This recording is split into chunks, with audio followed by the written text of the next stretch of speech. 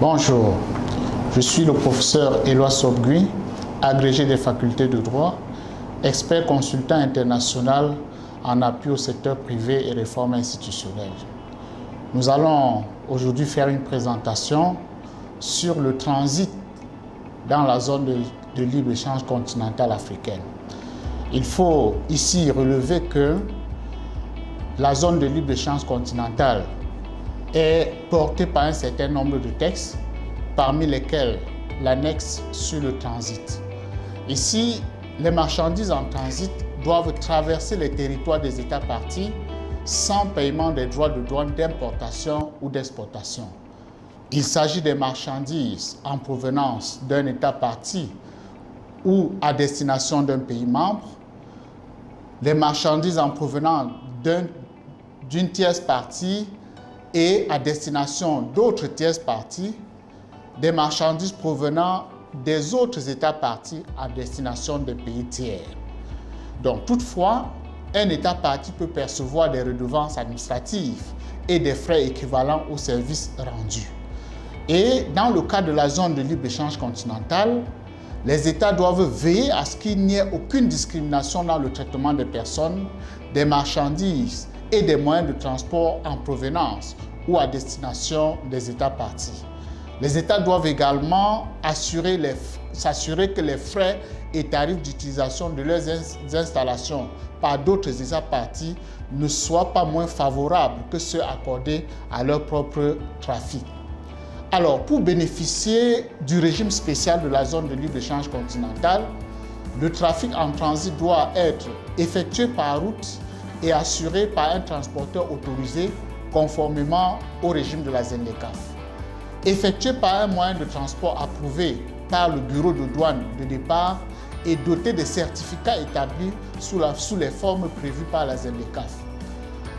Ces transports doivent également être garantis par une caution et être entrepris sous le couvert d'un document de transit approuvé par la ZLECAf. Alors, s'agissant de l'approbation des moyens de transport, il convient de signaler que les services des États parties doivent délivrer des licences pour le transport des marchandises conformément à leur législation nationale.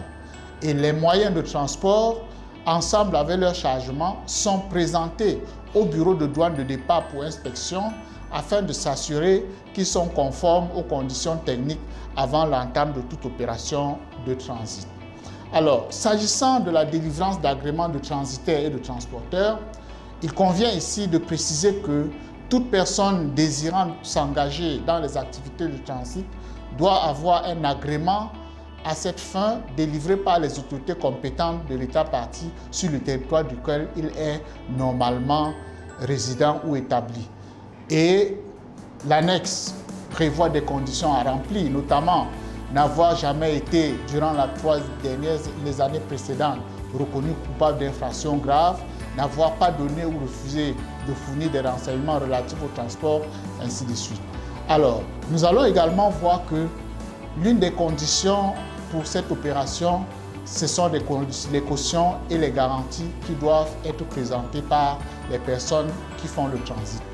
Toutes les opérations de trafic en transit effectuées sous le couvert d'un document de transit de la zone de libre-échange continentale sont couvertes par des cautions et des garanties. Alors, s'agissant des documents de transit, il faut ici mentionner que l'annexe a prévu des textes qui réglementent les éléments à retrouver et ce texte, c'est l'appendice 1 de l'annexe sur le transit qui contient un modèle de document de transit de la zone de libre-échange et les autres documents de transit de la zone sont valides uniquement pour la période de transit et contiennent un nombre suffisant de copies pour les différents contrôles. Alors, s'agissant du régime et de la procédure de transit, la première étape consiste à la présentation de toutes les marchandises et moyens de transport au bureau de douane de départ, accompagné des documents de transit de la ZLECAf, y compris les cautions nécessaires pour le contrôle et la position de scellé. La deuxième étape, c'est le contrôle.